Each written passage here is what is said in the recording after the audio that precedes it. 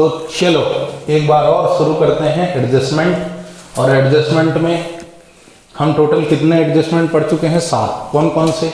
Closing stock, depreciation, outstanding expenses, prepaid expenses, bad debt, provision for doubtful debt और provision for discount on debtors. आज हमें 7वां adjustment पढ़ना है। कौन सा? Unearned income. अनअर्न्ड इनकम, इसको आप दूसरे शब्दों में कह सकते हैं income received in advance. Income received in advance, आपको एडवांस में इनकम रिसीव हो गई।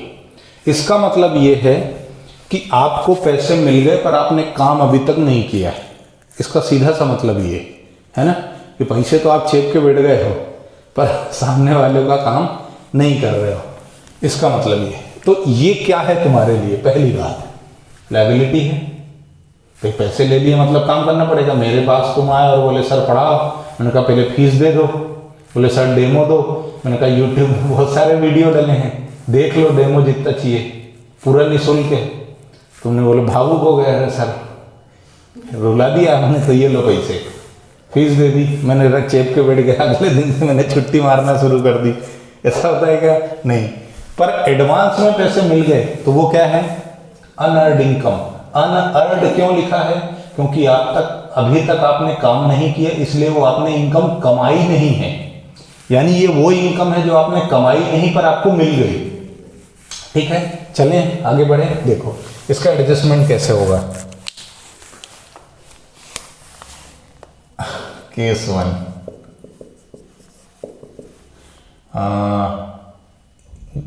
Given in trial balance, given in TB. यदि तुमको ये ट्रायल बैलेंस में लिखा है तो क्या करोगे? यदि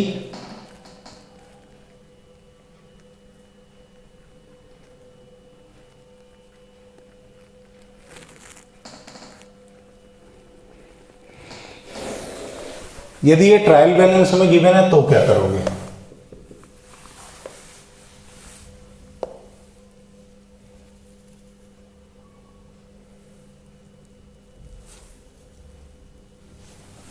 अरे तो इतना सोचना क्यों, इतनी शांति क्यों है? Right liability side of balance sheet. सिर्फ इतना होगा और कुछ नहीं करना है ना। मैंने सोचा उसमें लिखा होगा, उसमें भी नहीं लिखा ना लायक। केस 2, आपको सिर्फ मालूम क्या है? मालूम होना चाहिए, फंडामेंटली स्ट्रांग रहो। सोचो कि पैसे पहले मिल गए, कमाया नहीं है, मतलब लायबिलिटी का डेफिनेशन क्या है? लायबिलिटी का डेफिनेशन क्या है? कि ऐसा ट्रांजैक्शन जिसकी वजह से आपको फ्यूचर में लायबिलिटी जनरेट हो रही है, मतलब क्या बोलते हैं, रिस्पॉन्सिबिलिटी आ गई कुछ करने की या फिर पेमेंट देने की। तो ये आपने पैसे एडवांस में ले ली, मतलब आपके पास एक जनरेट हो गया कि आपको कुछ काम करके देना है। ठीक है, और ना तो ये इनकम है भाई। P&L में क्या जाता है? प्रॉफिट एंड लॉस में क्या जाता है? या तो प्रॉफिट या लॉस। तो ना तो ये प्रॉफिट है ना लॉस है, ये क्या है? लायबिलिटी है। इसलिए सिर्फ कहाँ जाएगी? बैलेंस शीट के लायबिलिटी में। लेकिन given outside TB, trial balance के बाहर है, that is in adjustment. Adjustment में गिवन है, गिवन इन एडजस्टमेंट है, तो क्या होगा? राम जाने क्या होगा, है ना। गाना थोड़ी गाना अपना समझते। 2 इफेक्ट होंगे। कैसे? एक तो तुम्हें deduct from particular income credit side of P&L account. अब इसका इफेक्ट कहां जाएगा? P&L के क्रेडिट साइड में। ठीक है, जैसे लिखा है rent received in advance, rent received in advance, commission received in advance. तो जो कमीशन रिसीव हुआ होगा उसमें से तुम्हें इसको क्या करना है, इतना अमाउंट जो एडवांस में मिल गया वो माइनस करना है। जो टोटल रिसीव हुआ है रेंट, टोटल रेंट जो रिसीव हुआ है उसमें से ये एडवांस वाला माइनस करना है। दूसरा इफेक्ट बैलेंस शीट में कहां लिखोगे, लायबिलिटी में। बैलेंस शीट में कहां लिखोगे, लायबिलिटी साइड। ठीक, एग्जांपल बताओ, है एग्जांपल देख लें। देखो ये ट्रायल बैलेंस है,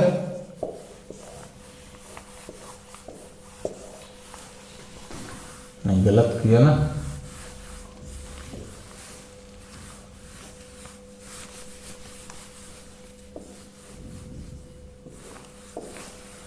डेबिट क्रेडिट लिखा तो क्रेडिट में ही होगा, नहीं लिखा है रेंट रिसीप्ट 18,000। ठीक है, फिर यहां एडजस्टमेंट में लिखा है rent received for 3 month in advance.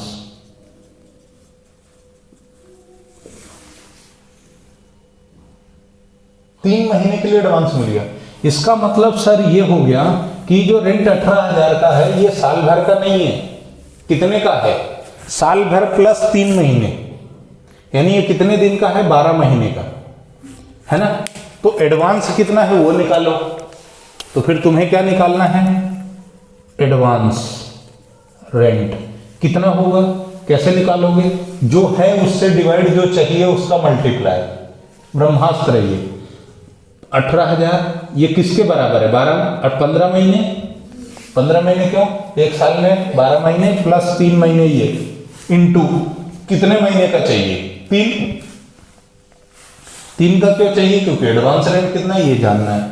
तो इससे ये करा तो 5 है ना, इससे इसको काट दो,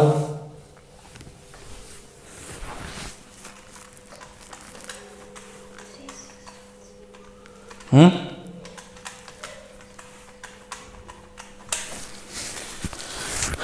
3600 है ना।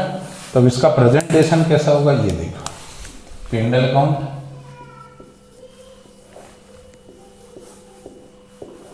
ये क्रेडिट साइड है, यहाँ लिखा होगा रेंट 18,000 माइनस एडवांस रिसीव्ड कितना 3600, माइनस करके बाहर कितना होगा, बाहर 14,400। और बैलेंस शीट में क्या करोगे, लायबिलिटी अमाउंट, एसेट अमाउंट, यहां लिखोगे रेंट रिसीव्ड इन एडवांस कितना 3600। ठीक है, सिर्फ एडवांस वाला डन, कोई समस्या नहीं है। ये तो क्या हो गया, अनअर्न्ड इनकम या फिर इनकम रिसीव्ड इन एडवांस। इसी को दूसरे शब्दों में क्या कह सकते हो, अनएक्रूड इनकम, अनएक्रूड इनकम। और दूसरे शब्दों में क्या कह सकते हो, income received but not due, but not due नहीं बोलोगे, एक्रूड, बट नॉट एक्रूड। ठीक है, क्लियर। इनकम रिसीव तो हो गई लेकिन अभी एक्रू नहीं हुई, यानी हमारा राइट टू रिसीव नहीं आया है। एक्रू का मतलब राइट टू रिसीव नहीं आया है। ठीक है, ड्यू मतलब राइट टू पे, बराबर है, डन। अच्छा एडजस्टमेंट है। अच्छा सर, अनअर्न्ड इनकम है यानी प्री रिसीव्ड इनकम, तो ऐसा भी तो होगा सर,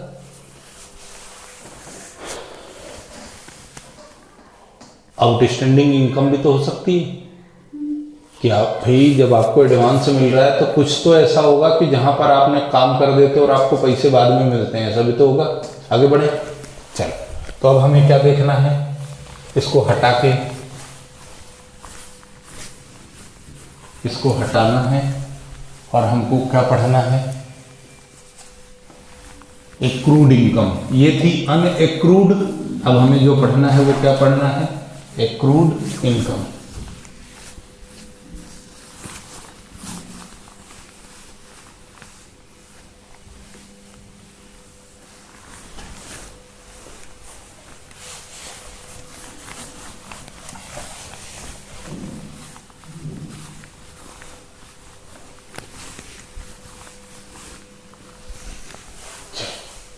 देखते हैं हैशटैग के साथ एक्रूड इनकम।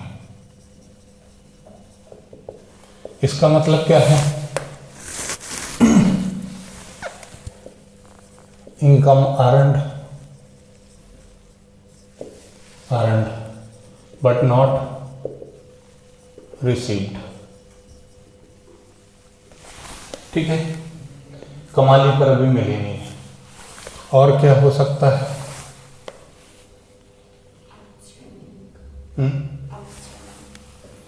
नहीं, इनकम आउटसाइड नहीं लिखते।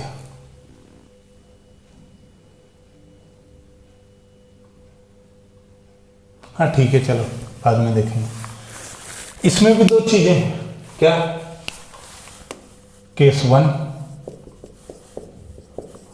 Given in trial balance. अच्छा, अब ये क्या है तुम्हारे लिए, जैसे अनएक्रूड इनकम थी तो वो क्या थी, लायबिलिटी थी, ऐसे ही ये क्या है, एसेट है। ये एसेट है तो इसको कहां लिखोगे, बैलेंस शीट के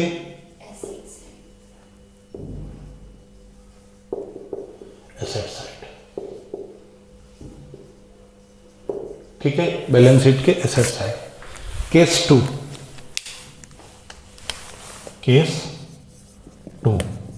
केस 2 क्या बोल रहा है, given outside TV, trial balance के बाहर है। तो जैसे ही ट्रायल बैलेंस के बाहर हुआ वैसे ही इसके इफेक्ट दो हो जाते हैं, एक P&L और एक बैलेंस शीट। तो पहला एडजस्टमेंट P&L में, तो क्या करोगे, add to respective income in credit side of P&L। ठीक है, P&L में रिस्पेक्टिव इनकम में क्रेडिट साइड प्लस करना है, ऐड करना है, और बैलेंस शीट में क्या करना है, एसेट साइड। बैलेंस शीट में क्या करना है, एसेट साइड। ठीक है, बराबर। एग्जाम्पल क्या है, एग्जाम्पल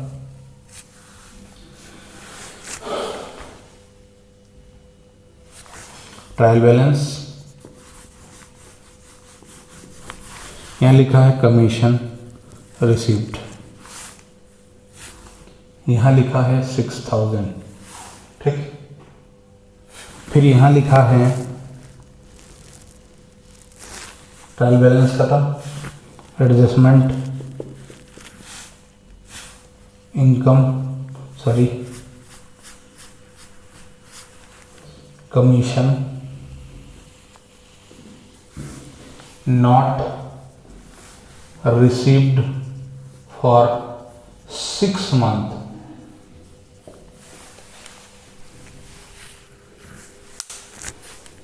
वो यहां अमाउंट भी दे सकता है। चलो अपन अमाउंट लिख देते हैं, commission accrued but not received ₹4000, ऐसा भी लिख सकता है वो। चलो एक इनकम और ले लेते हैं अपन, यहां लिखा है इन्वेस्टमेंट @10%, यहां लिखा है 50,000। तुम्हारा कोई इन्वेस्टमेंट है 10% का इन बुलियन गवर्नमेंट बॉन्ड, ठीक है, या FD है जिसपे ब्याज मिल रहा है 10%। ठीक, तो ये पहला एडजस्टमेंट, ये दूसरा adjustment, accrued interest on investment for 8 month, ऐसा भी लिख सकता है वो, ऐसा भी लिख सकता है वो। ठीक है, अब इसका सॉल्यूशन, क्वेश्चन क्लियर है? क्वेश्चन क्लियर है ना? क्या बोल रहा है क्वेश्चन? तुम्हारा कमीशन एक्रूड है 4000 का जो रिसीव नहीं हुआ, और तुम्हारा जो इंटरेस्ट है इन्वेस्टमेंट पे वो 8 महीने के लिए एक्रू हुआ है। ठीक है, तो P&L में क्या करोगे? P&L account,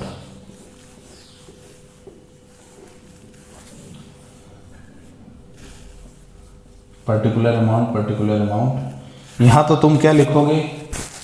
commission.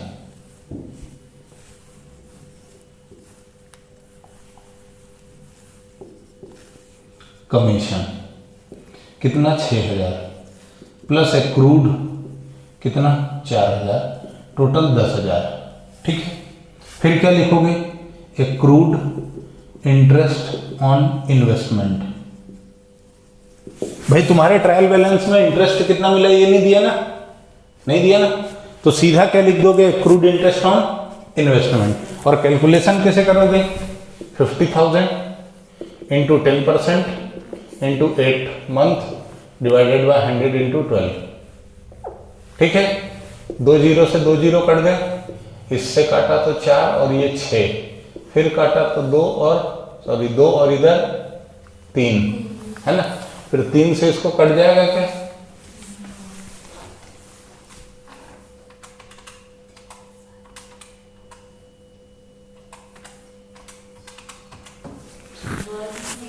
ये आ रहा है 3 3 3 3, ये आ रहा है 3 3 3। तो बैलेंस शीट में कैसे करोगे? लायबिलिटी एसेट अमाउंट, यहां पर accrued commission 4000, accrued interest on investment 3 3 3 3 और इन्वेस्टमेंट 50,000। बैलेंस शीट में इन्वेस्टमेंट भी लिखोगे। ठीक है, डन? दोनों चीजें क्लियर, बराबर है ना? नोट कर लेना। चलो आगे बढ़ते हैं, कुछ और समझते हैं। ये हमारा एडजस्टमेंट नंबर कौन सा था? 9, है ना? एडजस्टमेंट नंबर 9 था ये। आगे बढ़ते हैं, कुछ और सीखते हैं। अब छोटे छोटे एडजस्टमेंट बचे हैं, इतने ज़्यादा क्रूशियल नहीं है। एक एडजस्टमेंट और है जो थोड़ा सा डेंजरस है, पर उसको हम आगे लेक्चर में समझेंगे।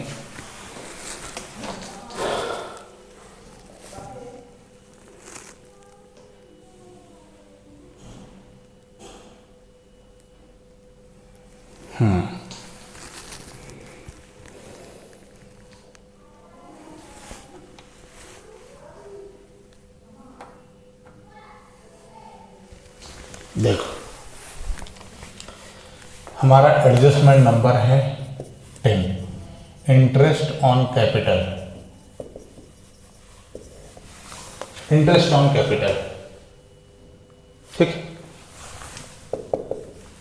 अच्छा, पूरा लिख देता हूं, इंटरेस्ट ऑन कैपिटल। इसमें क्या है? Case 1, if in trial balance. यदि ट्रायल बैलेंस में तो तुम क्या करोगे? Debit in P&L account only, ठीक है। इसको तुम क्या करोगे? P&L अकाउंट में डेबिट करोगे। लेकिन केस 2, केस 1 था, और ये एडजस्टमेंट नंबर क्या है? 10। केस 2 है आउटसाइड ट्रायल बैलेंस, तो इसके 2 एडजस्टमेंट होंगे। क्या? एक तो P&L में डेबिट होगा, डेबिट साइड। दूसरा बैलेंस शीट में क्या होगा? Liability side add in capital. Capital में तुम क्या करोगे? प्लस कर दोगे, ठीक है। सेम ट्रीटमेंट होगा किसका? Same treatment 11th interest on loan, interest on loan का ट्रीटमेंट भी सेम होगा। यदि ट्रायल बैलेंस में है तो P&L में डेबिट कर दोगे, ट्रायल बैलेंस के बाहर है तो P&L में डेबिट करोगे। जैसे यहाँ कैपिटल है वैसे ही वहां क्या हो जाएगा, लोन। ठीक है, अब आगे बढ़ते हैं, कुछ और सीखते हैं।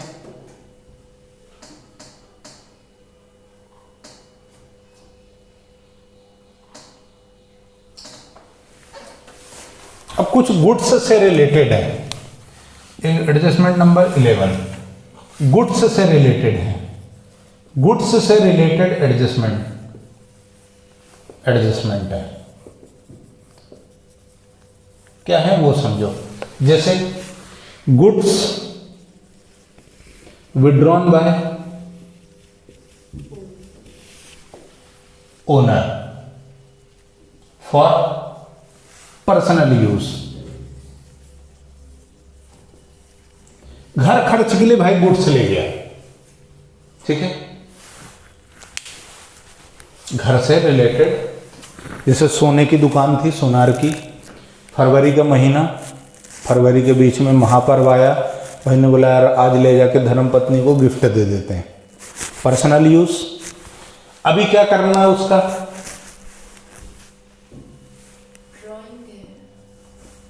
परचेज से माइनस करेंगे, परचेज से माइनस करेंगे। कहां, ट्रेडिंग अकाउंट में, ट्रेडिंग अकाउंट में परचेज से माइनस करोगे और बैलेंस शीट में कैपिटल में से क्या करोगे, माइनस करोगे। ठीक है, कैपिटल में से भी माइनस और ट्रेडिंग अकाउंट में परचेज में से भी माइनस। ठीक है, बराबर। ऐसे ही दे दिया उन्होंने, क्या क्या दे देगा,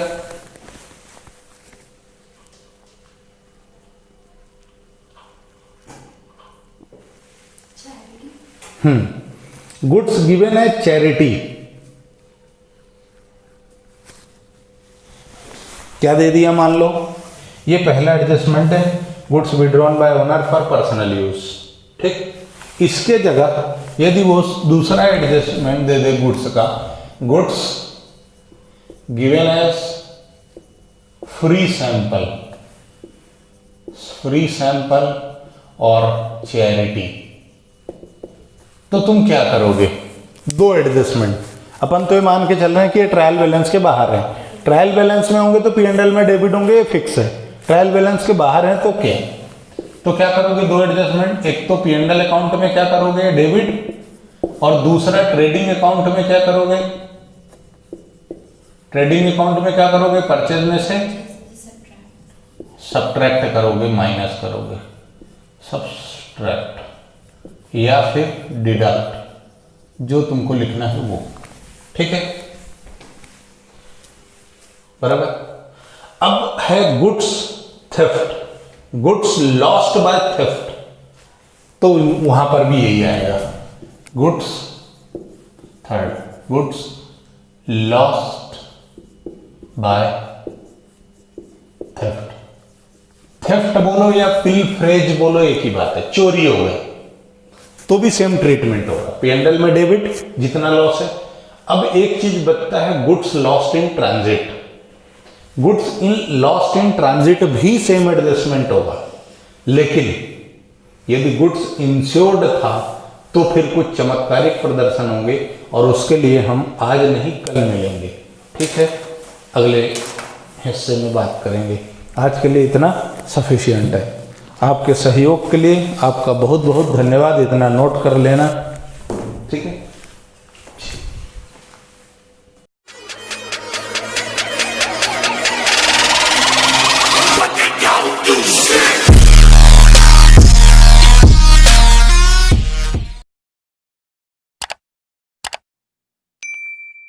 Divedi Science and Commerce Academy, leading in results year by year.